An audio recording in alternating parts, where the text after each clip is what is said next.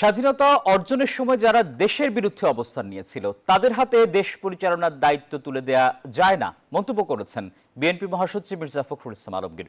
শনিবার দুপুরে ঠাকুরগাঁও সদরের আউলিয়াপুর ইউনিয়নের কান্দুরপাড়া এলাকায় এক নির্বাচনী পথসভায় একথা বলেন তিনি।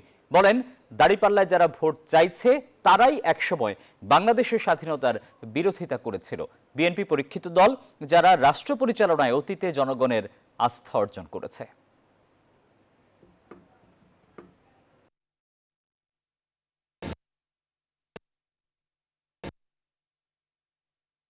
আমরা আমাদের দেশ ছেড়ে মাটি ছেড়ে কোথাও যাবো না। আমরা আমাদের অধিকারকে প্রতিষ্ঠা করতে চাই।